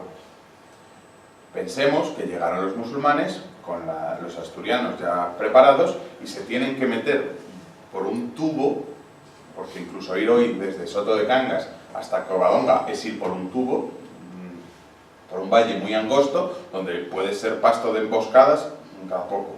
Ya debió, en ese momento, la avanzadilla de los musulmanes sufrir bastante. Ya llegaron bastante fastidiados a plantar batalla en Covadonga. En Covadonga seguramente se situaron al lado de donde hoy está la basílica, que era el Cerro del Cueto, y desde allí seguramente hostigaron a las tropas de Pelayo que estarían refugiadas en la cueva. Tampoco hace falta ningún tipo de milagro desde el punto de vista sobrenatural para que unas flechas que tú disparas para arriba acaben bajando para abajo, o para pensar que intentar dar con catapultas, con flechas, con honderos, etc., a una agujerina así en la piedra, en la roca desde abajo, es difícil. Entonces era una batalla difícil planteada para los musulmanes. Estratégicamente los asturianos lo hicieron muy bien. Pero es que no acabó allí. Los pocos que sobrevivieron, y esto lo narra la crónica también, los pocos que sobrevivieron a esa batalla, los musulmanes, quiero decir, tienen que huir por los picos. ¿Por qué? Porque el acceso por el valle, por la riera, y seguir hacia Soto de Cangas y Cangas en el fondo, estaba cortado. Les habían hostigado ya al principio allí, seguramente tomaron posiciones. Y les hacen huir por la zona más complicada de todas, por los picos. Por los picos, que además, por el camino tradicional, es decir, el que sale del chorrón, pegado del chorrón, y que es una senda muy complicada. Por lo tanto, hay varios puntos. Está el principio del valle, está la propia cueva de Covadonga, pero luego a lo largo del camino hay varios puntos. Seguramente en la zona de Huesera, que tiene un topónimo que da para ello, en la zona de Valdeón, es otro sitio importante o adecuado para hacer una emboscada, o hasta el final, que sí que refieren las crónicas, en Cosgaya. En Cosgaya es el segundo milagro de la batalla de Covadonga, que es que a la avanzadilla, los últimos que ya debían quedar después de todo este camino por el Valle de Lágrimas, que fueron los picos de Europa para los musulmanes, en Cosgaya se les cayó el monte encima. Claro, es muy fácil que si fue verdad, que es posible, se vea la intervención divina en ello. Entonces se ve como ese segundo milagro de la batalla de Covadonga. Lo que pasa es que a partir de entonces, el propio cronista del siglo IX lo hace así, lo ven como el hito fundacional que se va a ir mitificando. Para empezar, los números ya cantan, ya se ha visto esa relación, pero desde luego a partir de ahí es innegable que nace un reino, nace un poder local, a lo mejor al principio, pero que se va a convertir en un reino, va a crecer, va a expandirse, pronto va a tener un dominio no solo en la zona de Cangas o hasta el centro de Asturias, sino en toda Asturias, en todo el norte. Alfonso I, que es el tercer rey de Asturias, el yerno de Pelayo, después de Fabila, tampoco es que reine mucho porque reina 2 años, consigue, según dicen las crónicas, batallas, victorias en el Duero, en la línea del Duero, en Zamora, en esa zona. Por lo tanto, ya es una entidad con poder para el año 750 que gobierna Alfonso I. Por lo tanto, tenemos, lógicamente, que el cronista ve el pasado en clave triunfal. Es lo que estaba diciendo desde el principio. En el año 880 es muy fácil decir que lo que salió de Covadonga fue un reino. Y por lo tanto, Pelayo, desde que vence en Covadonga, es rey y va a tener un recorrido de ese reino absoluto. Pero bueno, lo que sabemos es que gobierna en Cangas. ¿Qué era Cangas en ese momento? Pues poco más que esto. No era el puente romano, que hoy llamamos romano, que en realidad este puente es del siglo XIV, es de época de Alfonso XI. Pero sí que había un paso, un puente, algún tipo de puente romano, o anterior incluso, en esta zona, porque era la vía que comunicaba, como digo, de este a oeste en Asturias. Entonces, trasladan el centro de la comarca desde la zona de Corao hacia este vado, hasta esta zona. ¿Por qué? Por una cosa muy curiosa. Era la frontera, en Sella, no lo olvidemos, de aquellos dos pueblos, en teoría diferentes, que eran los astures y los cántabros. Pero además, en la zona justo del cruce, de la Mesta, que se llama, de Contranquil con el río Sella, en el cruce, estaba situado lo que luego sería esta iglesia. Esta es la iglesia de Santa Cruz.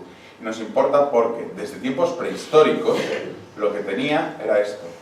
Era un dolmen. Era un sitio de referencia, de autoridad, de memoria para la gente de la zona. La gente de la zona identificaba la Mesta de Contranquil, la Vega de Contranquil, con este dolmen, que a lo mejor no lo veían, porque ya estaba enterrado, pero era un sitio que de generación en generación se había transmitido como un lugar de poder, como un lugar de misticismo de algún modo, como un lugar de memoria de antepasados más o menos poderosos, y esto lo utiliza Pelayo, y lo termina de utilizar Fabila, y construye encima una iglesia. No es una casualidad. ¿Por qué va a hacer esto? No es solo cristianizar un lugar pagano, que podemos verlo así, pero es que es utilizar la memoria del lugar para reforzar tu propia memoria. Esta iglesia, que en realidad es Santa Cruz, muy modificada. Lo que hoy hay en Santa Cruz es un pastiche de después de la guerra, porque voló y se reconstruyó como se pudo. Hay fotografías antiguas, pero incluso esto que se ve aquí es un pastiche, es una reforma que se hace en el siglo XVII. No sabemos cómo era el original. Hay algunas descripciones de Ambrosio de Morales y de Alfonso de Carballo, Luis Alfonso de Carballo, pero no conocemos exactamente cómo debía ser. Debía ser una iglesia pequeñita, imaginémonosla como un templo un poco más primitivo todavía de lo que puede ser el prerrománico asturiano de después. En todo caso, lo utilizan para cristianizar el local y utilizar su memoria. Y lo sabemos muy claro por esto, por la inscripción fundacional, la lápida fundacional, cuando se consagra esta iglesia, que es en el año 737, en octubre del año 737. Es justo el año en el que muere Pelayo. No sabemos cuándo muere Pelayo exactamente, qué día del año, quiero decir. Sí sabemos que es en el 737, pero Fabila es quien consagra esto, con su mujer y sus hijos. Su mujer Froiliuba y sus hijos. El empaque que tiene el edificio, que sabemos que era un edificio de piedra bien cortada, bien trabajado, no era una obra de 2 días. Si para el 27 de octubre del 37, es decir, acaba de subir al trono, Fabila ya lo consagra, es que la idea original la tenía Pelayo. Esta obra no la empezó Fabila, la tuvo que empezar Pelayo. Y el epígrafe no lo cuenta, pero sí que nos da una imagen muy importante. Es una imagen relacionada, la propia advocación del templo es con ello, con la Santa Cruz. La Santa Cruz es un templo, es una advocación importante porque es salvífica, no es casual que se protejan con la Santa Cruz. Es una advocación que busca una protección de un joven reino. ¿Alguien se puede acordar en este momento de esa leyenda de Constantino, del emperador Constantino, que luego se repite en algunos gobernantes de la época, que se convierte al cristianismo porque antes, la noche previa a la batalla de Puente Milvio, tiene un sueño en el que se le presenta a Jesucristo y le dice que ponga una cruz en sus escudos, en los escudos de su tropa, porque así vencerá. Es decir, algo que en latín viene a ser Hoc signo tuetur pius, hoc signo vincitur inimicus. El lema que tenemos hoy en el escudo de Asturias, precisamente con la cruz de la victoria, que se llama la victoria por esta victoria, no por otra, que ahora entraremos en ello. En todo caso, nos está marcando precisamente esa devoción marcadísima sobre la Santa Cruz y la relación de la Santa Cruz y la monarquía. Está muy pensado, no es una monarquía, entiéndase, de Chichinabo, no son 4 pastores que han elegido a un líder. No, esto hay una cultura detrás, hay un uso político de la memoria del lugar, hay un uso político del simbolismo, hay una monarquía con una gran potencia. Lo que pasa es que todo esto, volviendo al inicio, lo conocemos a partir, sobre todo, de unas crónicas que se escriben a partir del año 881, 83 y 84. Cada una de ellas nos da estas pinceladas, de vez en cuando una, que hay que intentar comparar y comprender. El problema es que poco a poco se va, no digo enturbiando, pero se va acompañando, se va vistiendo esta historia, que ya está bastante, no quiero utilizar la palabra manipulada, pero sí interpretada desde el principio, y se va cargando de nuevos significados. Lo que para los primeros cronistas era simplemente recuperar el reino visigodo y la iglesia, desde un punto de vista cristiano, poco después se va a convertir en la reconquista. Bueno, poco después no, en restaurar un inicio primigenio, a partir del siglo XVII y siglo XVIII especialmente. El término reconquista, de hecho, no va a aparecer hasta el siglo XIX. Lo que hablan todos, primero los primeros cristianos que escriben en el año 884, pero en adelante, hasta el siglo XIX, es de restauración. Restauración sobre todo del reino godo y restauración de la iglesia. La reconquista, la idea de un ser eterno de España que hay que reconquistar, es posterior, es una idea romántica. Pero bueno, se explica en ese momento. Poco a poco se van cargando leyendas, la propia leyenda de la cruz, aprovechando la batalla de Covadonga, la leyenda de Puente Milvio que acabo de contar de Constantino y Magencio. Y la iglesia de Santa Cruz aparece esta leyenda en torno al siglo XII. Se debe al obispo Pelayo de Oviedo, del siglo XII. Aquí se ve al rey Pelayo, sin toda la homonimia, pues que se llaman igual. Esta es la batalla de Covadonga. Están subiendo los enemigos a esta cueva donde está Pelayo, con corona y una cruz. Empieza a surgir esa idea de que Pelayo llevó una cruz en la batalla de Covadonga, una cruz de madera que después se depositó en Santa Cruz de Cangas. Eso es posterior. Este es el interior de la iglesia reconstruida de Santa Cruz de Cangas. Esta es la barandilla para ver hoy el dolmen ahí abajo, y esta es la reconstrucción, porque bueno, en la guerra, de esa lápida. Evidentemente esto es falso, entre otras cosas porque la propia leyenda de la Cruz de la Victoria, de que Pelayo llevara la cruz en la Victoria y se depositara en Santa Cruz, termina con esto, con lo que hoy conocemos como Cruz de la Victoria, enjollada en oro, en perlas, en piedras preciosas. Ese revestir la cruz de madera, el alma de madera de la cruz que llevó Pelayo, lo hace Alfonso III, o se dice que lo hace Alfonso III. Lo único que sabemos es que realmente en el año 808 Alfonso III dona a la Catedral de Oviedo una cruz con alma de madera y forrada en joyas, que era lo mismo que había hecho 100 años antes exactamente Alfonso II. Es una nueva reutilización de la memoria. Lo que pasa es que la que regaló Alfonso II era la que hoy llamamos Cruz de los Ángeles. Entonces se va completando toda esa leyenda hasta que llegamos a hoy. Otra leyenda, relato, no hablamos de leyenda como mentira, sino de relato, nociones nuevas, nuevos aspectos que se van sumando con el propio sitio de Covadonga, la propia abadía de Covadonga. La cueva, se dice en la crónica del 884, se le llama Cueva de Santa María, pero no se habla de que tenga allí una comunidad, o exista un monasterio, o exista un... En el año 884 no existía, pero va a haber leyendas que pronto digan que un primer monasterio en Covadonga lo funda Alfonso I o Alfonso II, porque depende de qué relato cojamos. Incluso que se va a enterrar allí Alfonso I, o que se va a llevar allí el cuerpo de Pelayo que se había enterrado en Abamia. Tenemos diferentes formas de utilizar esa memoria. Realmente lo más tardío que podemos ver Covadonga, una abadía, una comunidad, es en torno al siglo XII, finales del siglo XII, es lo más tardío que se puede documentar. No quiere decir que no lo haya antes, pero lo más tardío que hemos llegado, con certidumbre, es hasta ahí. Aparte de ahí, se va revelando Covadonga como una devoción, primero local, del oriente de Asturias, no tiene mayor importancia hasta precisamente cuando en la modernidad, a partir del siglo XVII, los asturianos salen de Asturias. Es verdad que había, para la parte más oriental de Asturias o centro-oriental, una importancia de Covadonga, pero en el occidente no era tan importante en un principio. A partir del siglo XVII, cuando el asturiano sale de Asturias, empieza a tener a Covadonga, o a la Santina, o a la Virgen de Covadonga, como patrona, como advocación principal, y eso es lo que explica, que vendrá Javier González Santos y lo explicará mucho mejor, que en Madrid se tenga un proto-centro asturiano, un primer antecedente del centro asturiano, que sea esa cofradía de naturales en honor de la Virgen de Covadonga. A partir de ahí se va utilizando desde los poderes establecidos, desde la corona, la propia iglesia, el propio santuario de Covadonga.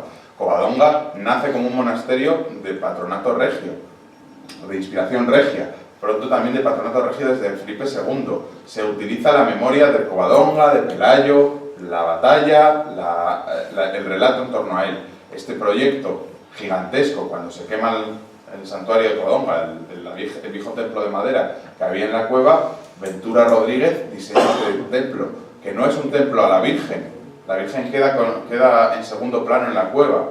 Esto es un templo que se pondría encima del chorrón, de hecho aquí se ve el diseño, pues aquí sale el agua. Es un templo dedicado a Pelayo, no a la Virgen de Covadonga, porque quien lo promueve es la corona y le interesa ensalzar la figura de Pelayo como primer rey. Estamos hablando de Ventura Rodríguez, finales del siglo XVIII. Esa es la intención que tiene. Es una transformación constante, también para la propia historia del sitio. Este obelisco que hay a la entrada, en el Repelao, que se llama, que está abandonado hoy prácticamente.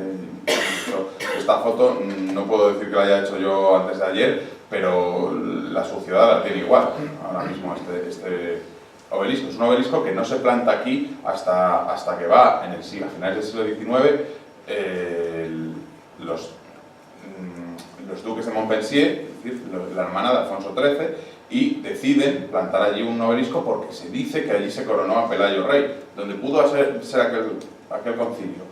No lo podemos asegurar, pero vamos, nada hace pensar en ello. Poco a poco se va gestando también un Pelayo literario, un Pelayo que tiene, según la historia que cojamos, diferentes personalidades, desde el Pelayo de Jovellanos hasta novelas como Pelayo o el restaurador de España. Esas novelas románticas, novelas del XIX que tienen en Pelayo en España y fuera de España, porque es curioso la cantidad de novelas, óperas, poemas épicos que existen sobre Pelayo y toman la historia de Pelayo como argumento en Inglaterra, en Francia, en Italia, en Estados Unidos. Pelayo es un mito universal en este momento. Hoy se ha perdido esa influencia. De hecho, hubo un proyecto después de hacer el film Charlton Heston de hacer una película sobre Pelayo.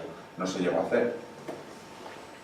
Y así es como se llega al centenario de hace 100 años. Cuando se creía, por un lado, como decía, que en el 718 fue la batalla de Covadonga y hubo que conmemorarlo. Para ello, todo un programa en el que se une el uso de la memoria para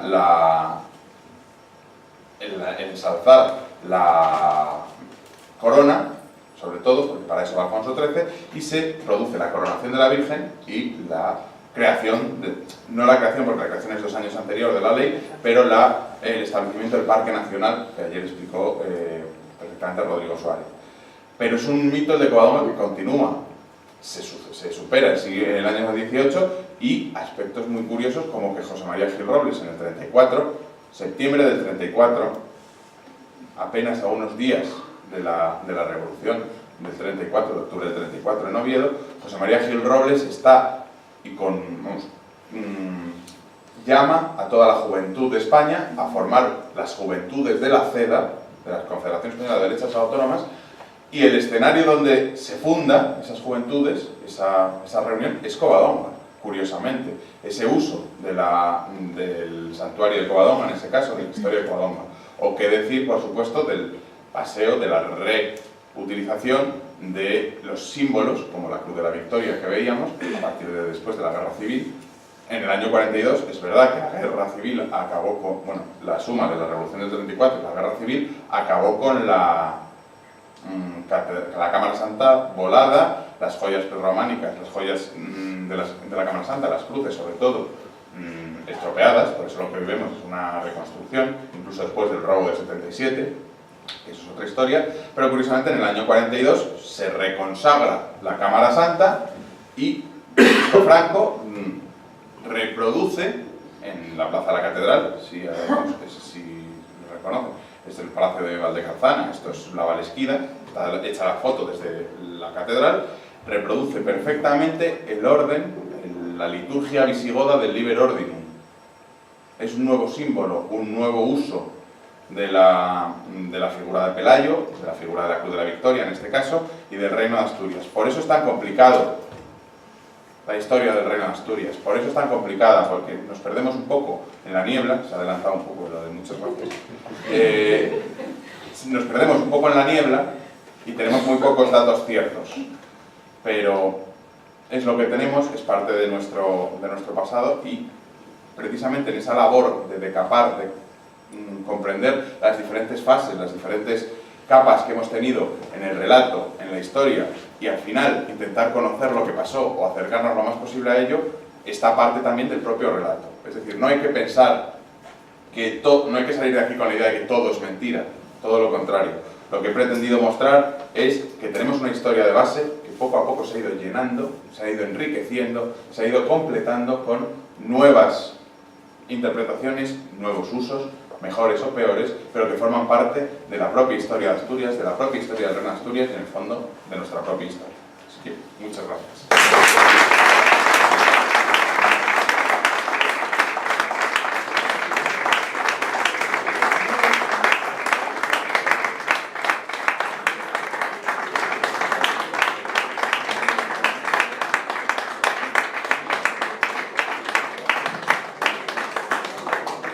Muchas gracias, Álvaro, ha sido una clase magistral que realmente daba para un curso completo, pero bueno, te lo agradecemos muchísimo, realmente quedamos fascinados de tu conocimiento, de tus estudios sobre Pelayo y Covadonga, y ya sabes dónde tienes tu casa, ¿eh? Es un poco tarde, eso sí te digo, no sé si alguien quiere hacer alguna pregunta, algún comentario. Muy breve, por favor, porque tenemos ahora la oportunidad, de manera informal, de seguir conversando mientras tomamos una aperitivo. Adelante, por favor. Sí, yo quería saber si el señor ponente, en el transcurso de sus investigaciones... No se oye. Perdón. Yo quería saber si el señor ponente, en el transcurso de sus investigaciones, se le ha ocurrido calcular la cantidad de hombres o de hombres y caballos que cabían en la cueva. Bueno, tengo que decir que se me ha ocurrido, pero es verdad que hay gente que lo ha hecho por mí. No he entrado mucho en ello, porque entre otras cosas, yo he tenido la suerte de asistir un par de veces a conferencias con el teniente coronel Jiménez Moyano, por eso cuando me preguntaron posibles nombres, uno de ellos fue porque me parece una perspectiva la suya muy curiosa. Y él ha hecho el cálculo. De hecho, no quiero destripar nada de su conferencia, pero lo que tiene precisamente una de sus diapositivas es la reconstrucción, el cálculo de espacios de la cueva. Claro, la cueva ha cambiado un poco, lo que hoy es cueva y lo que podía ser en ese momento. Para empezar, hoy la vemos muy rara porque a nadie se nos ocurre, pero no se entraba en ese momento lógicamente desde, llamémoslo la campana, se entraba desde abajo y no había escalera. Entonces, de hecho, la escalera de madera es una de las cosas que tienen que construir en los siglos medievales y reconstruir cada poco. Entonces, el cálculo que él estima, más o menos, encaja muy bien precisamente con algunos de los testimonios que se ven. Lo de los 30 asnos salvajes, por lo menos en fila, parece ser que era... 30 no salvajes es como se refieren los musulmanes a los cristianos que acabaron en Covadonga haciéndose frente. Eran 30 no salvajes que solo se alimentaban de la miel que salía de las hendiduras de la peña. Eso es lo que dicen los musulmanes. Porque se lamentan mucho de la oportunidad perdida. Que para los 4 gatos que eran, vienen a decir, mira lo que, el dejarlos a ellos ahí vivir, mira la que armaron después. Esa es la perspectiva de los musulmanes, que escriben claro en el año 1000, que están perdiendo, o están empezando a perder la batalla. Entonces, encaja bastante bien con esa cantidad. También hay cálculos desde el punto de vista musulmán. Es decir, lo que parece ser que puede ser en torno a 1000 y 5000 musulmanes enfrente. Por lo tanto, lo que pasa es que el truco de los asturianos no es tanto los que están en la cueva, sino los que hay a lo largo de todo el recorrido ese que hemos dicho. Porque evidentemente no son los mismos los que les reciben en la Riera, por ejemplo, que en la cueva, que arriba en los lagos, que luego en Huesera, o en Valdeón, o en Cosalla. Entonces, es toda una suma de fuerzas. Tampoco pensemos aquello que era el desembarco en Normandía, pero sí que hubo una movilización curiosa, parece ser, por lo menos. Puede encajar una movilización, pues de 1000 a 5000 hombres. Lo que pasa es que los números siempre son muy malos consejeros de los historiadores, y en la Edad Media mucho más. Cualquier número, ya es difícil acertar en los números de las fechas, como encima nos va a contar otras cosas. Muy bien. Bueno, pues reiteramos el agradecimiento a todos, especialmente al profesor Álvaro Solano, y vamos a tomar un vino. Gracias a todos.